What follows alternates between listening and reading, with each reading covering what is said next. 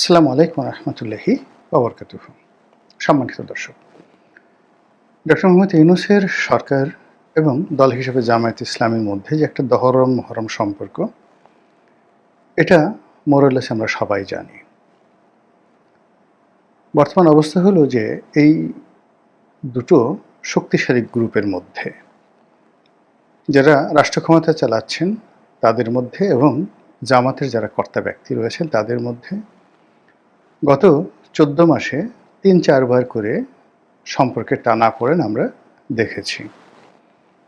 এখন এই সম্পর্কগুলো জামাতের কৌশল নাকি ডক্টর মোহাম্মদ ইউনূসের ম্যাটিকুলাস ডিজাইন, এটা আমরা বুঝতে পারছি না।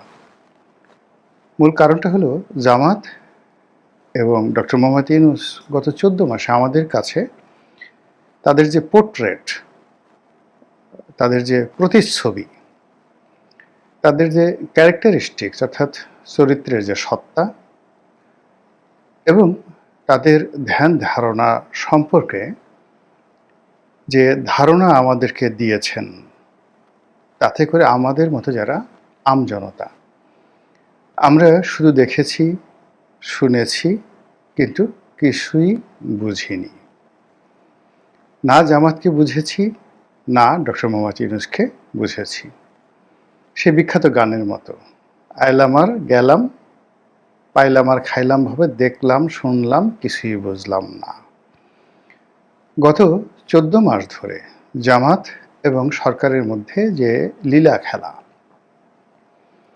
সেই লীলা খেলা আমরা কেউ বুঝতে পারিনি, কিন্তু এই লীলা খেলার কারণে এনসিপির জীবন তছনছ হয়ে গেছে। যাদেরকে আমি আবাবিল পাখি হিসেবে আখ্যায়িত করেছিলাম, তরুণ যোদ্ধা, জুলাই যোদ্ধা, তো সেই আবাবিল পাখিদের এখন জান নিয়ে টানাটানি, হৃদয় নিয়ে টানাটানি, শরীর নিয়ে টানাটানি। দ্বিতীয়ত, দেশের বৃহত্তম দল বিএনপি, তারাও সারাদিন দোয়া ইউনূস পড়ছেন, লা ইলাহা ইল্লা আনতা সুবহানাকা ইন্নী কুনতু মিনাজ জালিমিন, আল্লাহ এই বিপদ থেকে রক্ষা করো। এবং তারা জামাতের সঙ্গে কোনো অবস্থাতেই ঝুঁকিতে যেতে চাচ্ছে না। ঢাকা বিশ্ববিদ্যালয়ে তারা একবার ঝুঁকি নেওয়ার চেষ্টা করলো ছাত্র সংসদ নির্বাচনে। জামাত মাশাআল্লাহ তাদেরকে এমন শিক্ষা দিল, এমন ডলা দিল, যে ডলার কারণে অন্য বিশ্ববিদ্যালয়গুলোতে জামাতের সঙ্গে যে প্রতিযোগিতা করবে, এই সাহসটি বিএনপি হারিয়ে ফেলল। ফলে আগামী নির্বাচনে জামাত যাতে কোনো ম্যাটিকুলাস ডিজাইন করতে না পারে এবং জামাত যে আসলে কি করবে, জামাতের মনের মধ্যে যে কি আছে এবং তারা যে কি করতে পারে, বর্তমান বিএনপির যারা শীর্ষ নেতৃত্ব রয়েছে তারা এটা কল্পনাও করতে পারছে না। এর কারণ হলো এই জামাতকে তারা খুব সহজলভ্য মনে করেছিল এবং তাদের আপনজন, একান্ত আপনজন, নিজেদের লোক হিসেবে অনেক সময় তাদেরকে তুচ্ছ করেছে, তাচ্ছিল্য করেছে এবং মনে করেছে যে বিএনপি ছাড়া আসলে জামাতের কোনো উপায় নেই। কিন্তু কার্যত জামাত সেই যে ২০০১ সন থেকে শক্তি সঞ্চয় শুরু করেছে, বিকল্প শক্তি, এবং সেই শক্তিটা হলো তারা প্রয়োজনে আওয়ামী লীগকে চ্যালেঞ্জ করবে, বিএনপিকে চ্যালেঞ্জ করবে, ইফ নিডেড। পুরো রাষ্ট্রশক্তিকে চ্যালেঞ্জ করে যদি কোনো যুদ্ধ করতে হয়, লড়াই করতে হয়, সংগ্রাম করতে হয়, এই জন্য যেন তাদের কোনো রসদের অভাব না হয়। আমি শুধু স্বাভাবিকভাবে বললাম, আপনারা ব্যাখ্যা করে নিয়েন, কোনো রসদের অভাব না হয়। এভাবে জামাত ২০০১ সন থেকে প্রস্তুতি নিয়ে আসছে। আর সেই প্রস্তুতির কারণে কি হলো, শেখ হাসিনার পতনের পরে সীমিত শক্তি থাকা সত্ত্বেও বিএনপি বা আওয়ামী লীগের মতো এত ওয়াইড রেঞ্জে তাদের জনসমর্থন থাকা না থাকা সত্ত্বেও তারা এখন পুরো রাষ্ট্র ব্যবস্থার উপর ছড়ি ঘোরাচ্ছে। তো এই কারণে আসলে জামাতকে সবাই ভয় পাচ্ছে, আর জামাতের কারণে মূলত ডক্টর মোহাম্মদ ইউনূসকেও বিএনপি ভয় পাচ্ছে এবং আওয়ামী লীগও ভয় পাচ্ছে। তো এই কারণে কি হলো, আমরা জানি যে ডক্টর মোহাম্মদ ইউনূস তিনি অনেক দিন থেকে রাষ্ট্র ক্ষমতা আসার জন্য তার একটা আকাঙ্ক্ষা ছিল এটা আমরা এখন বুঝতে পেরেছি। কিন্তু শেখ হাসিনা যখন বারবার তাকে নিয়ে কটূক্তি করতেন, তাকে টুস করে পদ্মা ব্রিজ থেকে ফেলে দেওয়ার জন্য কথা বলতেন, তার বিরুদ্ধে বিষোদ্গার করতেন, তাকে সুদখোর বলতেন, তাকে ক্ষমতালোভী বলতেন, তারপরে শেষে আমেরিকার যাকে বলা হয় এজেন্ট রূপে তিনি ক্ষমতায় আসতে চান, আমরা কিন্তু বিশ্বাস করতাম না। কিন্তু এখন তিনি ক্ষমতায় বসার পর আমরা বুঝতে পারছি যে তার মতো পাকা খেলোয়াড় বাংলাদেশের দ্বিতীয়টি নেই। বেগম জিয়া কিংবা শেখ হাসিনা, তারেক জিয়া অথবা ধরুন সজীব ওয়াজেদ জয়, মানে এরা সবাই তার কাছে শিশু। তার সঙ্গে যদি সত্যিকার অর্থে কেউ খেলতে পারেন, তিনি হলেন আমিরে জামাত। ইদানিং জনাব ওয়াকারুজ্জামান, যিনি সেনাপ্রধান, তার খেলাধুলাও বেশ কৌশলী।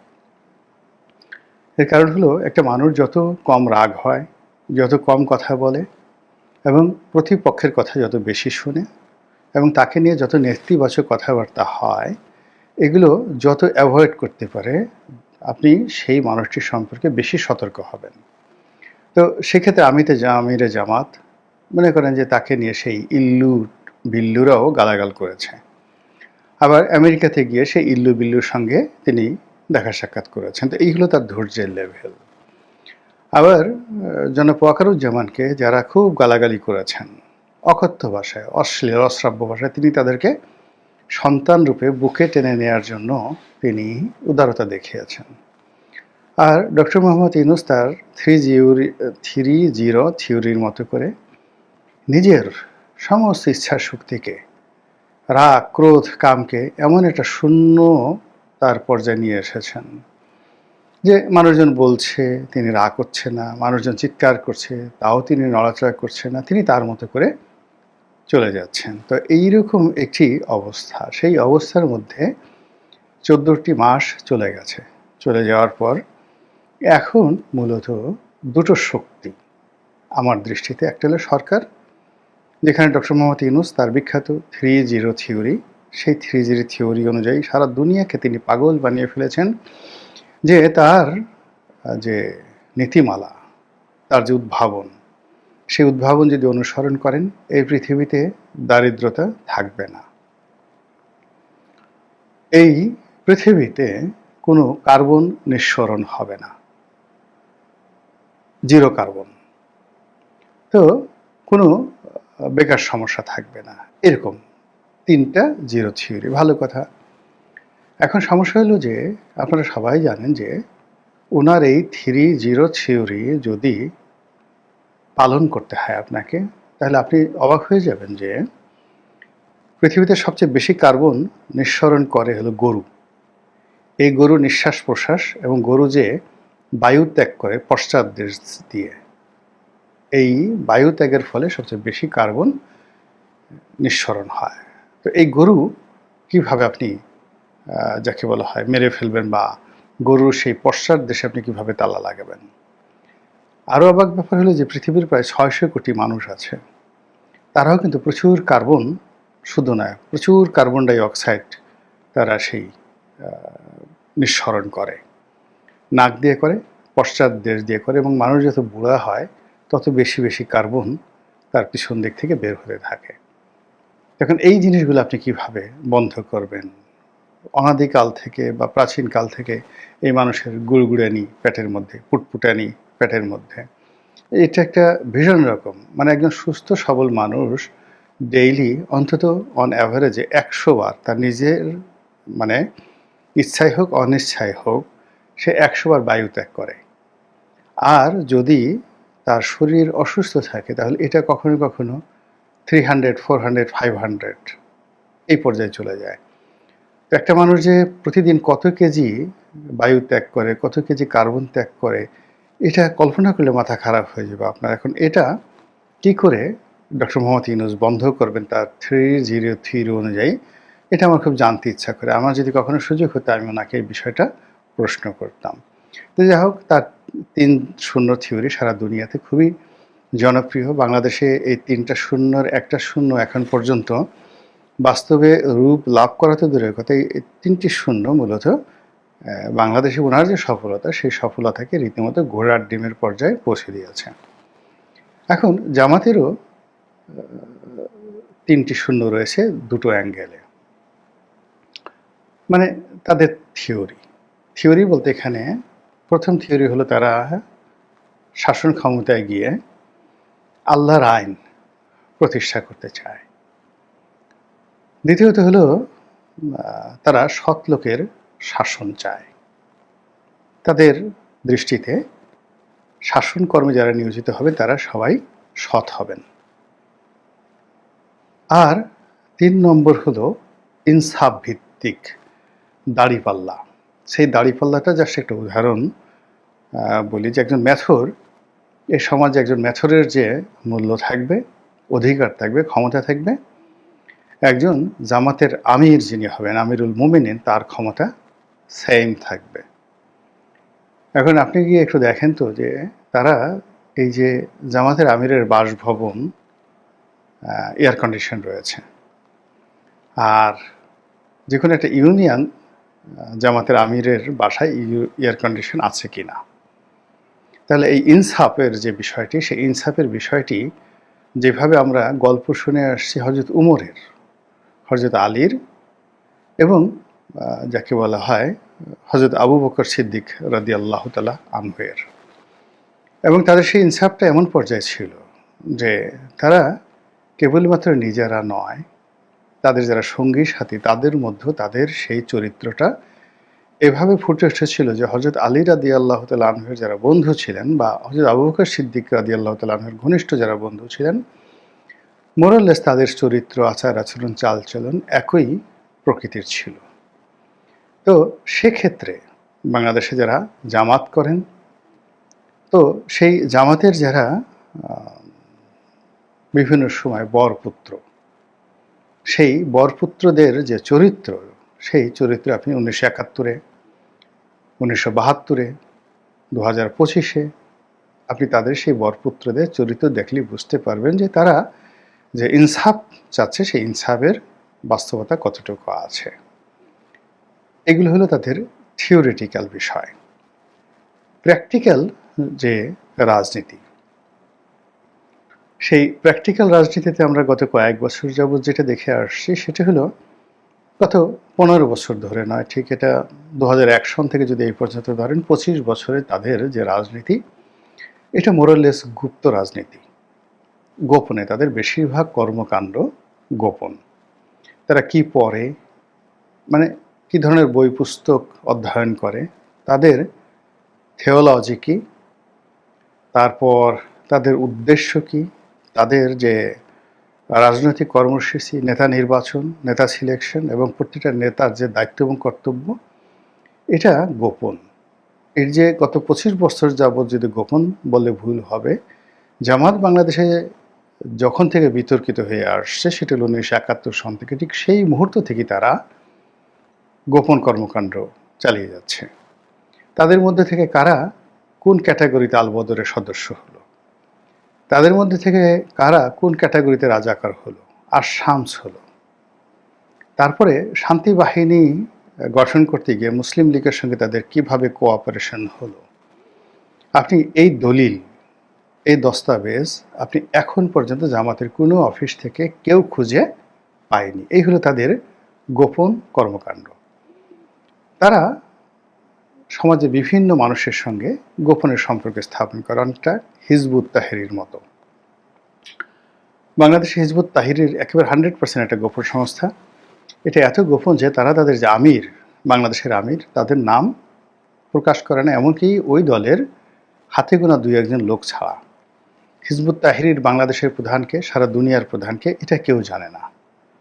তো সেদিক থেকে জামাত অনেক ফরওয়ার্ড। তারা তাদের আমিরের নাম বা যাকে বলা হয় বিভিন্ন পর্যায়ের নেতাকর্মীদের নাম তারা প্রকাশ করে, কিন্তু সত্যিকার অর্থে তাদের এই যে নেতা সিলেকশনগুলো কিভাবে হচ্ছে, কে ফ্রন্টিয়ার লাইনে চলে আসছে, এই গত 18 মাসে আমরা কিছু কিছু দৃশ্য দেখতে পেয়েছি এবং এটা রীতিমতো পিলে চমকানো। হঠাৎ সেই বিএনপির মধ্য থেকে একজন বের হয়ে এলো, বললো আমি জামাত। আওয়ামী লীগের মধ্য থেকে বের হয়ে এলো, ছাত্রলীগের মধ্য থেকে বের হয়ে এলো, এরকম নানা জায়গা থেকে এই যে জামাতের যারা লোকজন বের হয়ে এলো। এখন সবাই ভয় পাচ্ছে যে আরও কোন জায়গা থেকে কে কিভাবে বের হয়ে আসে। তো এই যে তাদের যে প্র্যাকটিক্যাল যে কর্মকাণ্ড, এর মধ্যে ১ নম্বর যদি আপনি পলিসি বলেন, জিরো বলেন, ডক্টর মোহাম্মদ ইউনূসের মধ্যে সেগুলো তাদের গুপ্ত কর্মকাণ্ড। ২ নম্বরে যেটা হলো যে তারা কি করতে চায় সেটা তারা বুঝাবে না, আপনি বুঝতে পারবেন না, তাদেরকে রিড করতে পারবেন না। তারা হাসবেন এমনভাবে, মানে আপনার চোখ টিপ মারবেন এমনভাবে, আপনি তাদেরকে কোনো অবস্থাতে আন্দাজ করতে পারবেন না। গত কয়েক মাসে আপনি দেখুন যে পিয়ার পদ্ধতি নিয়ে, জুলাই সনদ নিয়ে, সংস্কার নিয়ে তারা কিভাবে প্রত্যেকটা দলকে রীতিমতো ব্যাঙ বানিয়ে ফেলেছে।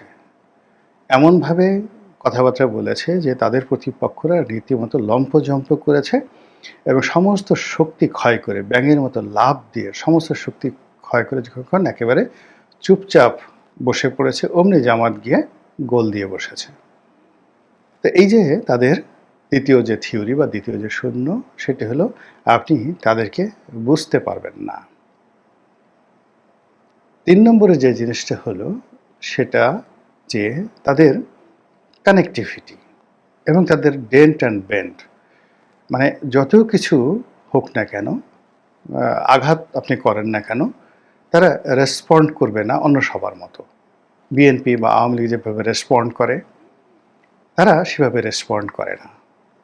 তাদের বিরাট বট বাহিনী আছে, সেই বট বাহিনী গালাগাল দিবে আপনাকে। তারপরে শেষে তাদের কিছু ভাড়া করা ইউটিউবার আছে, তারা গালাগাল করবে। তাদের রিক্রুটেড বিভিন্ন এজেন্ট রয়েছে যারা বিভিন্ন পদ পদবিতে বসে আছে। কাউকে কাউকে আমরা চিনি, বেশিরভাগ লোককে আমরা